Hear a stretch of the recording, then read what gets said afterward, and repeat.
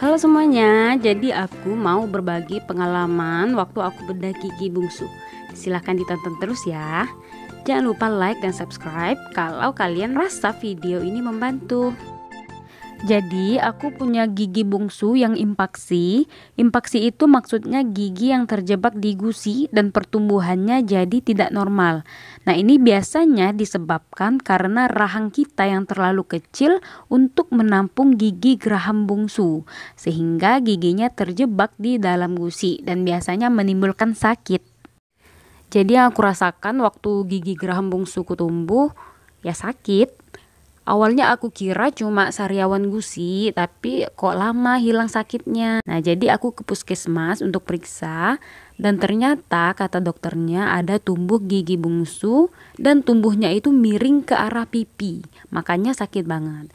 Dan ternyata cabutnya itu nggak bisa di puskesmas, harus dibedah di rumah sakit yang alatnya lengkap katanya. Aku dikasih rujukan untuk bedah di rumah sakit.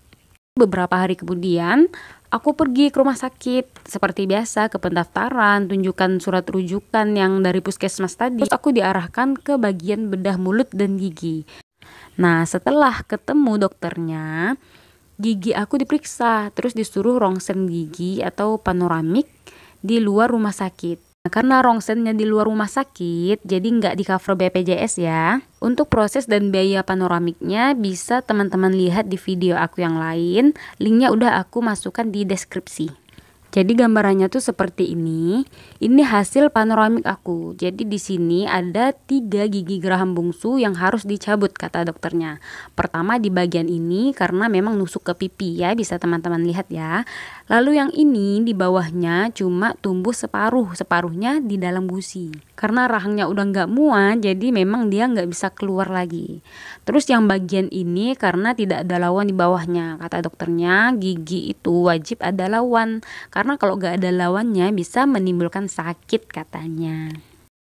Oke lanjut, setelah keluar hasil rongsen panoramiknya, aku disuruh datang di tanggal yang sudah ditetapkan untuk lihat hasil rongsen sekalian pemeriksaan kesehatan. Jadi pemeriksaan yang aku lakukan itu pertama aku disuruh ke radiologi. Nah, itu aku nggak tahu dicek apanya. Yang jelas nanti di ruang radiologi kita disuruh peluk alatnya gitu. Dan disediakan baju khusus. Nggak boleh pakai dalaman sama sekali. Kalau ada kalung, kalungnya disuruh lepas. Kemudian celana nggak perlu ya. Bagi yang pakai jilbab, jilbabnya juga nggak perlu dibuka. Hanya baju saja dan dalamannya. Dan proses ini tuh cuma sebentar. Ya paling 1 menitan selesai. Yang bikin lama itu kita lepas pasang pakaian tadi kan. Nah ini aku tunjukin hasil dari radiologinya. Setelah selesai di ruang radiologi lanjut ke laboratorium. Jadi di laboratorium ini diambil darah seperti biasa dari lengan. Kemudian diambil darah dari daun telinga. Kalau nggak salah katanya untuk pemeriksaan tingkat kecepatan pembekuan darah kita, kalau nggak salah ya. Setelah itu lanjut PCR dan selesai. Itu saja yang dilakukan untuk pemeriksaan kesehatan.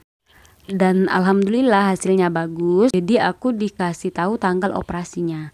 Nah operasinya ini ternyata butuh waktu 3 hari 2 malam di rumah sakit. Jadwal operasi aku hari Jumat, jadi Kamis pagi ke rumah sakit untuk urus segala macam administrasi, sekalian booking kamar. Nah setelah itu boleh pulang dulu, ambil pakaian dan keperluan kita yang lainnya. Sorenya baru datang lagi. Jadi kemarin kata perawatnya jam 7 malam sudah harus di kamar. Nah, nanti hari Jumatnya jam 2 subuh itu sudah mulai puasa. Paginya operasi dan Sabtu pagi sudah boleh pulang ke rumah. Oke, selanjutnya ke proses persiapan operasi sampai selesai operasinya. Oh iya, untuk operasinya ini wajib 1 orang anggota keluarga yang standby nemanin kita ya. Karena nanti kita gak bisa ngapa-ngapain setelah operasi. Jadi harus ada 1 orang yang menemani kita. Jadi Kamis malam sekitar jam 11 aku dipasangin infus dan dipasangkan gelang pasien atau identitas pasien yang di tangan. Nah terus perawatnya ngingetin lagi bahwa jam 2 subuh sudah harus mulai puasa. Jadi kalau memang mau makan ya makan dulu atau mau minum ya minum sekarang. Lanjut jam 6 paginya hari Jumat aku dicek alergi antibiotik apa enggak. Nah ini rasanya memang agak sakit ya, darah kita dikeluarin dikit lalu dioleskan seperti salep gitu. Kalau kita alergi nanti bakal gatal atau perih di sekitar tempat yang dioles itu. Dan alhamdulillah aku aman-aman aja. Lanjut ditensi dan diambil darah dari telunjuk. Karena operasinya pagi jadi disuruh siap-siap dulu. Kalau mau mandi, mau gosok gigi ya sekarang gitu katanya. Terus nanti pakai pakaian yang longgar dan tidak boleh pakai bra. Jadi kalau kita pakai bra nanti di ruang operasinya disuruh buka lagi, jadi ribet. Dan kalau ada gigi palsunya sudah harus dilepas dan tidak boleh pakai perhiasan sama sekali. Kalung, anting itu disuruh lepas. Nah nanti jangan lupa disiapkan kain ya, kain sarung terserah yang panjang atau yang berjahit. Itu kita pakai untuk nyelimutin kita di ruang tunggu sebelum operasi sampai di ruang operasinya. Karena kemarin aku nggak tahu jadi aku nggak ada bawa. Nah jadi terpaksa suami aku disuruh pulang untuk ngambil kainnya. Dan untungnya rumah aku nggak terlalu jauh dari rumah sakit. Sekitar jam 9 pagi aku dijemput dari kamar dan dibawa ke ruang tunggu operasinya. Nah di situ kita ganti pakaian khusus, terus pakai topi pasien. Terus ditanya lagi kalau ada gigi palsu silahkan dilepas, kalau ada perhiasan, kalung, anting dilepas semuanya. Nah jadi di ruang tunggu itu aku dari jam 9 pagi sampai jam 11. Entah karena dokternya belum datang, apa ngantri ruangan operasinya aku nggak tahu. Dan selama di ruang tunggu tadi aku ada disuntikan antibiotik yang ketika dimasukkan rasanya agak perih dan tiba-tiba mual pengen muntah. Kata perawatnya itu wajar karena lagi puasa. Nah, lalu jam 11 aku dibawa ke ruang operasinya. Nah, di situ aku juga disuntikan lagi antivirus.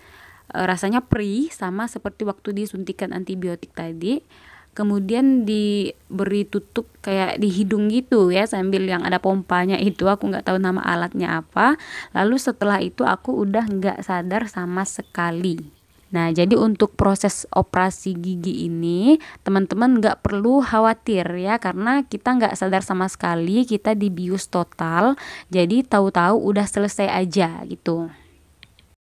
Nah siang sekitar jam 1.15-an aku dibangunkan, dipanggil-panggil gitu kan nama aku, disuruh pindah ke ranjang yang di sebelahnya. Karena masih di bawah pengaruh bius, jadi aku nggak bisa gerakan seluruh tubuh aku. Jadi antara sadar dengan nggak sadar gitu. Jadi aku diangkat lalu dibawa ke kamar. Kamar itu ya, kamar kita nginap. Lalu sorenya aku disuntikan lagi obat anti radang dan anti nyeri yang dicampur langsung dengan infus. Dan karena aku ada riwayat MAH, lagi-lagi aku merasa mual dan pengen muntah. Jadi suami aku kasih tahu sama perawatnya dan aku dikasih anti mual. Dan setelah itu aman-aman aja, nggak ada mual sama sekali. Jadi kalau misalnya kita mual, pengen muntah itu kita kasih tahu sama perawatnya ya. Nah setelah operasi ini aku nggak dibolehin makan dan minum apapun sama sekali. Jadi kata perawatnya tunggu kentut dulu baru boleh minum. Nah karena sampai jam 5 sore aku nggak kentut-kentut juga dan aku udah haus banget.